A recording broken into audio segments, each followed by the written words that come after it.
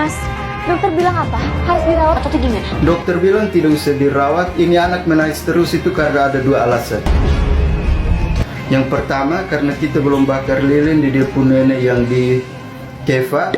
Yang kedua, ini yang paling penting, ini anak menangis terus karena dia cari dia punya adik. Dia pengen ada adik.